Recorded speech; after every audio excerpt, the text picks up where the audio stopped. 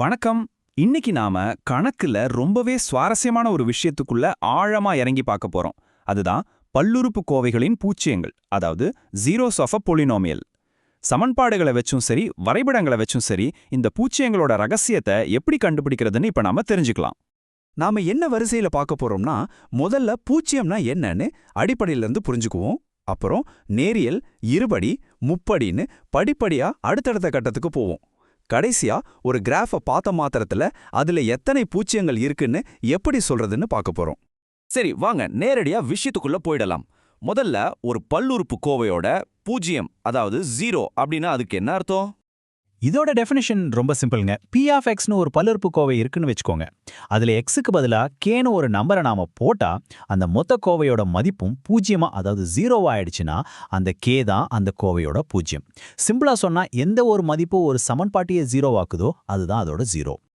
இப்போ இந்த உதாரணத்தை பாருங்களேன், இன்னும் தெளிவா புரிஞ்சிடும்.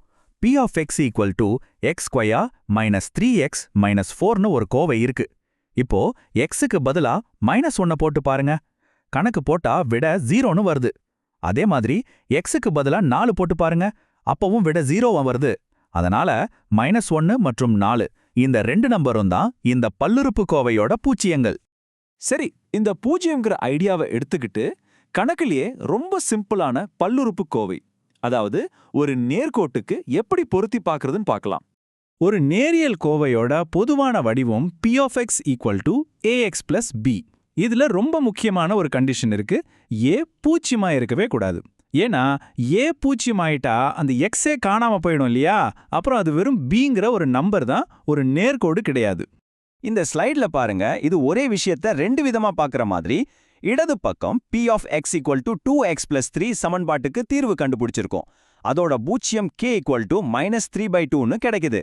இப்போ வலது பக்கம் அதோட கிராஃப பாருங்க. அந்த நேர்கோடு சரியா x அச்ச எங்க வெட்டுது? கரெக்டா அதே x ஈக்குவல் டு -3/2ங்கிற புள்ளியில தான். அப்போ கணக்குல கிடைக்கிற பூஜ்ஜியமும் கிராஃப்ல x அச்ச வெட்டுற புள்ளியும் ஒன்னே தான். ஓகே, நேர்கோடு சரி. இப்போ அடுத்த லெவலுக்கு போலாம் வாங்க.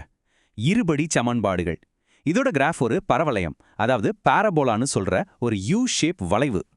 இதோட பொதுவான வடிவம் p of x is equal to ax square plus bx plus c. இங்கேயும் a பூச்சியமா இருக்காது. இந்த யூ ஷேப் இருக்கிறதால பூச்சியங்களுக்கு சில புது புது வாய்ப்புகள் உருவாகுது.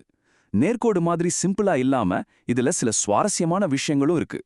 பாத்தீங்கன்னா ஒரு பரவளையத்துக்கு 3 வாய்ப்பு தான் இருக்கு. ஒன்னு, அது எக்ஸ் அச்ச 2 தனித்தனி இடத்துல வெட்டலாம், அப்போ அதுக்கு 2 பூச்சியங்கள். ரெண்டாவது, அது ஒரே ஒரு இடத்துல லேசா தொட்டுட்டு போகலாம், அப்போ அதுக்கு ஒரே ஒரு பூச்சியம்தான். மூணாவது வாய்ப்பு தான் செம இன்ட்ரெஸ்டிங். சில சமயம் அந்த வளைவு எக்ஸ் அச்ச தொடவே தொடாது. ஒன்னு முழுசா மேல இருக்கும், இல்லனா முழுசா கீழே இருக்கும். அப்போ அதுக்கு மெய்யெண் பூச்சியங்களே கிடையாது. இந்த ஸ்லைட்ல பாக்குறீங்களே, இதுதான் அந்த மூணாவது கேஸ். இடது பக்கம் இருக்கிற பரவளையம் பாருங்க, எக்ஸ் அச்சுக்கு முழுசா மேல இருக்கு. வலது பக்கம் இருக்கிறது முழுசா கீழே இருக்கு. ரெண்டுமே எக்ஸ் அச்ச வெட்டவும் இல்ல, தொடவும் இல்ல. அதனால இந்த 2 சமன்பாடுகளுக்கும் ரியல் ஜீரோஸ், அதாவது மெய்யெண் பூஜ்ஜியங்கள் கிடையாது. சரி, அடுத்த கட்டத்துக்கு போலாம். இப்போ இன்னும் கொஞ்சம் சுவாரஸ்யமான முப்படி சமன்பாடுகளுக்கு வருவோம். இதோட வரைபடங்கள் இன்னும் கொஞ்சம் வளைஞ்சு நெளிஞ்சு பாம்பு மாதிரி இருக்கும். இந்த வரைபடத்தை பாருங்க. இது y equals x cube minus 4xங்கிற சமன்பாட்டோட கிராஃப். இது எப்படி வளைஞ்சு போகுது பாத்தீங்களா? இந்த மாதிரி நெளிவு சுழிவா இருக்கிறதால இதால எக்ஸ் அச்ச பல இடங்கள்ல வெட்ட முடியுது.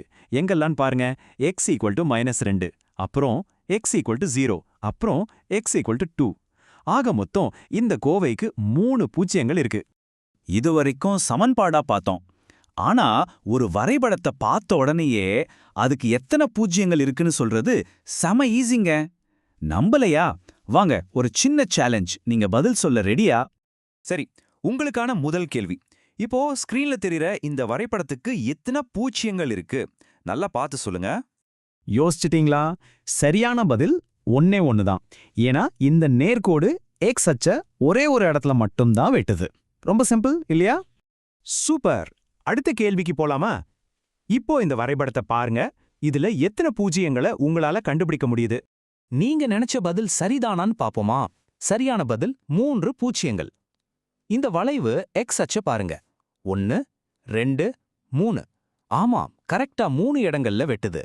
சரி, நம்ம கடைசி போட்டி கேள்விக்கு தயாரா? இப்போ இந்த வரைபடத்துல எத்தனை பூஜ்யங்கள் இருக்கு? இதற்கான பதில் 4 பூஜ்ஜியங்கள். நாம செய்ய வேண்டியதெல்லாம் ஒண்ணே ஒண்ணுதான். அந்த வளைவு படுக்கையா இருக்கிற அந்த எக்ஸ் அச்ச எத்தனை தடவை கடந்து போகுதுன்னு எண்ணினா போதும். அவ்வளவுதான் விஷயம். அப்போ நாம இப்போ பார்த்த எல்லாத்திலிருந்தும் தெரிஞ்சுக்க வேண்டிய ஒரு முக்கியமான விதி இதுதான். பொதுவாக ஒரு பல்லுறுப்புக்கோவையோட படி, அதாவது டிகிரி எண்ணா இருந்துச்சுன்னா அதுக்கு அதிகபட்சமா n பூஜ்ஜியங்கள் தான் இருக்க முடியும். அதாவது டிகிரி 2னா அதிகபட்சம் 2 பூஜ்ஜியம், டிகிரி 10னா அதிகபட்சம் 10 பூஜ்ஜியம். இது ரொம்ப சக்தி வாய்ந்த ஒரு விதி. இன்னைக்கு நாம ஒரு கிராஃப்ல இருந்து பூச்சியங்களை எவ்வளோ ஈஸியா கண்டுபிடிக்கலாம்னு கத்துக்கிட்டோம். ஆனா ஒரு நிமிஷம் யோசிங்க, நம்ம கிட்ட எப்பவுமே கிராஃப் இருக்காது இல்லையா? வெறும் சமன்பாட்டை மட்டும் வச்சுக்கிட்டு அதோட எல்லா பூச்சியங்களையும் நம்மால இதே மாதிரி சுலபமா கண்டுபிடிக்க முடியுமா? இல்ல அதுல ஏதாவது சிக்கல் இருக்கா? இத பத்தி யோசிச்சு பாருங்க. இந்த விளக்கம் உங்களுக்கு பயனுள்ளதா இருந்திருந்தா மறக்காம லைக் பண்ணுங்க, உங்க நண்பர்களோட ஷேர் பண்ணுங்க, சப்ஸ்கிரைப் பண்ணிட்டு அந்த பெல் பட்டனையும் அழுத்திடுங்க. அடுத்த ஒரு சுவாரஸ்யமான விளக்கத்துல உங்களை சந்திக்கிறேன்.